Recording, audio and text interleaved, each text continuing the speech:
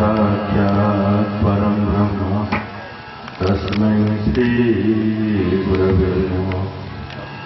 अज्ञानतिमिरान्धस्य ज्ञानाञ्जनशलाकया चक्षुरुन्मीलितं येन तस्मै श्रीगुरवे नमः। त्वमेव माताश्च पिता त्वमेव त्वमेव बन्धुश्च सखा त्वमेव त्वमेव विद्यां गम्यं त्वमेव सर्वं मम देव। परमाराध्य गुरुदेव परमाराध्य गुरुमा आज बड़ा सौभाग्य जे आम आज प्रभु रामकृष्ण देवंकर जयंती अवसर में समवेत यही अवसर में मो समस्त को स्वागत संभाषण ज्ञापन कर मंचासन अतिथि वृंद समस्त को निवेदन श्री रामकृष्ण पट्टचित्र पुष्पमाल्य प्रदान तथा भक्ति सुमन अर्पण पूर्वक सभा कार्य आरंभ करवा मंचासीन अतिथि।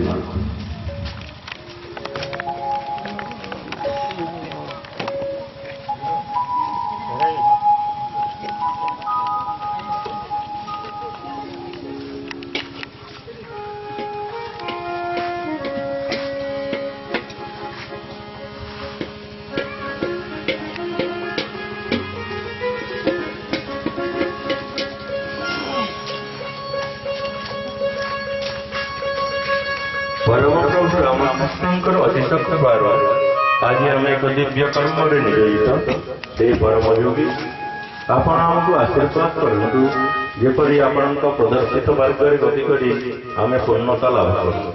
आसतु से महात्मा गुण कीर्तन कर निजक धन्य करवा और भक्ति सागर निमज्जित होगा।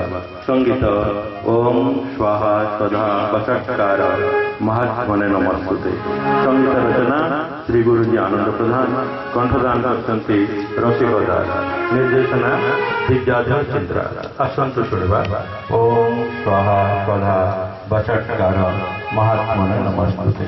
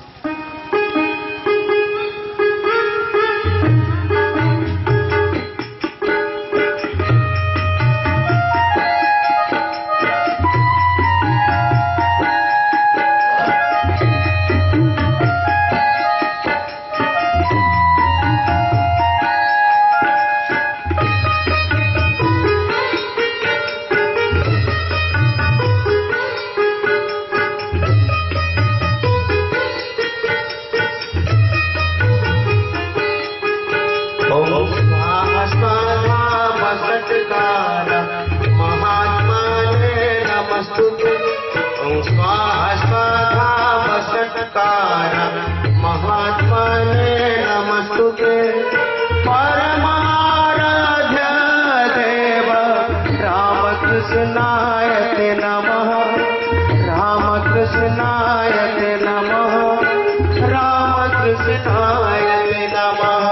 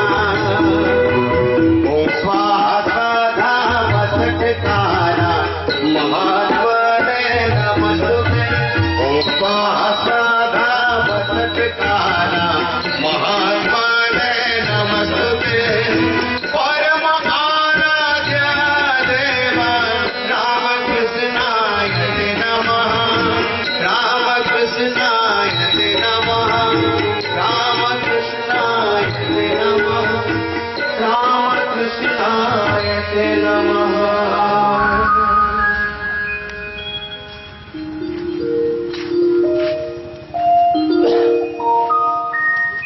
प्राचीन गुरु परंपरार एक सुंदर निदर्शन रही आमर आश्रम जड़े भौतिक गुरु जीवन में पेट पोषापी किसी शिखाई था किंतु आध्यात्मिक गुरु व्यक्तिर मुक्ति स्वाधीनता शिक्षादान करती।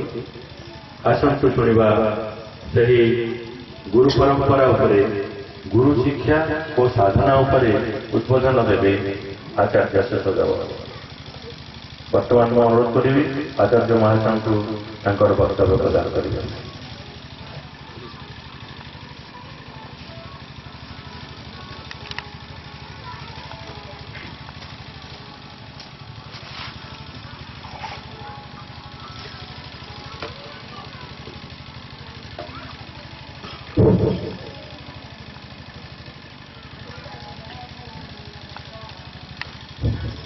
ओम गुरुदेवाय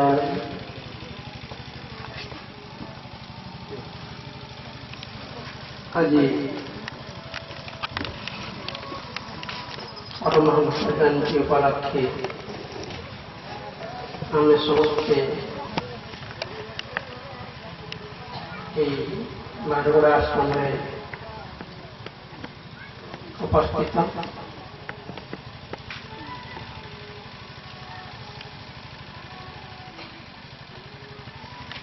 आमे जो पुरुषंकर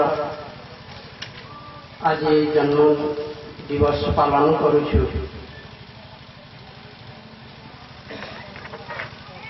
तांकर जीवन ऐतिहासिक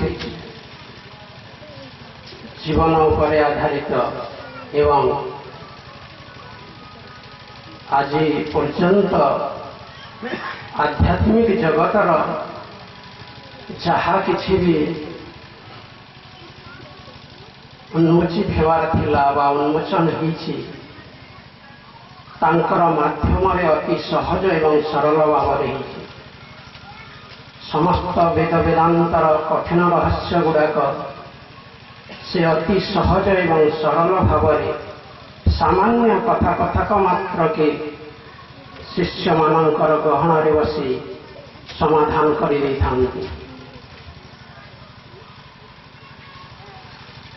जीवन को देखिले से पाठशाठ पढ़ना किंतु समस्त रहस्य और समस्त तत्पर से आधार ही जानती जीव भीतर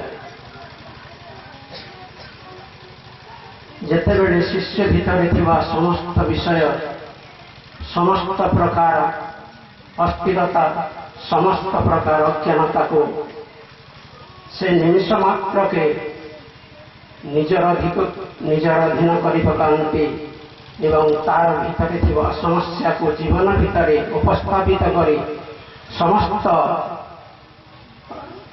रहस्य एवं तत्व को जीवन भीतर पंजीकृत कर जानती जहाद्वारा कि शिष्य जीवंत हो उठे आउ से ही जीवन शक्ति द्वारा से नूतन भाव जीवन को परिचालित करने शिखे।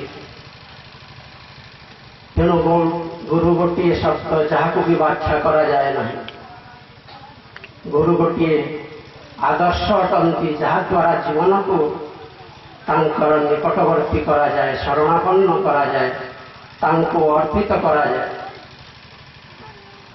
चारि भितर गुरु लाभ ही गला से जना पड़ी जे परमहंस कहती जदि संस्कार अच्छी अथवा तपस्या अच्छी ईश्वर निश्चय मिले कारण से उदाहरण दे कहती द्रौपदी तपस्या द्रौपदी थिला तार संस्कार थिला तेणु ତାର ଦାନ ପାଇବାରେ ଟିକେ ମାତ୍ର ବିଳମ୍ବ ହେଇନି। ତପସ୍ୟା ଥିଲେ ମଧ୍ୟ ଈଶ୍ୱର ଅତି ଶୀଘ୍ର ମିଳିଯାଆନ୍ତି। ତେଣୁ ଗୁରୁଙ୍କର ବିଷୟରେ ଜୀବନରେ ଯାହା ଅନୁଭବ କରାଯାଏ, ଜୀବନ ଭିତରେ ଯେଉଁ ଦିବ୍ୟ ତତ୍ତ୍ୱକୁ ଉପଲବ୍ଧି କରାଯାଏ, ଜୀବନ ଭିତରେ ଯେଉଁ ତଥ୍ୟମାନଙ୍କୁ ଅବଧାରଣ କରାଯାଏ, ସେହି ସବୁର ପୃଷ୍ଠଭୂମି ସେ ନିଜେ ହିଁ ଶିଷ୍ୟ ଭିତରେ ନିଜେ ହିଁ ସାଧନା ରୂପରେ ନିଜେ ହିଁ ପରିଣାମ ରୂପରେ ଅବତୀର୍ଣ୍ଣ ହୁଅନ୍ତି। ତେଣୁ ଗୁରୁ ଲାଭ ହେଲା ପରେ ସାଧନା ଆପେ ଆପେ ହେଇଯାଏ, ଜୀବନ ଆପେ ଆପେ ସେହି ଆଡ଼କୁ ଗତିଶୀଳ ହେଇଯାଏ ଏବଂ ସମସ୍ତ ଶିକ୍ଷା ଆପେ ଆପେ ମଣିଷ ଜୀବନ ଭିତରେ ଅବତରଣ କରିଯାଆନ୍ତି।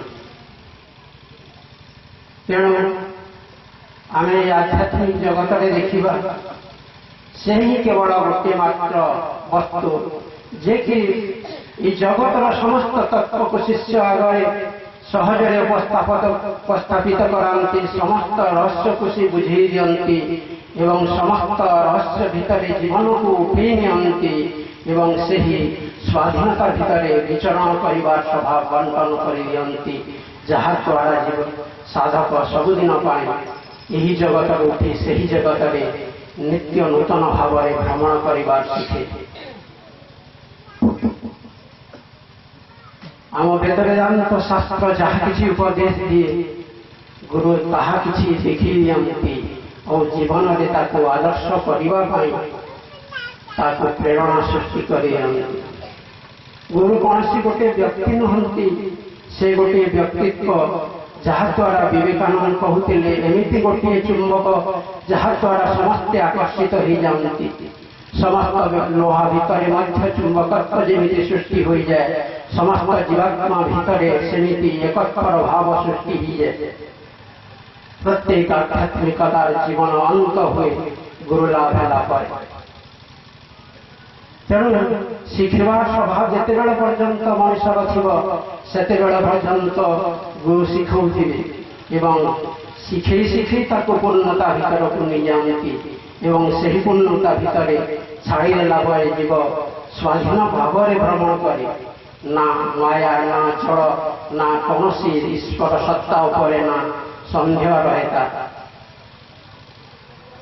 ବିବେକାନନ୍ଦ ଦେଖୁଥିଲେ ନିଜର ପ୍ରତ୍ୟକ୍ଷ ଭିତରେ, ସେ କହନ୍ତି,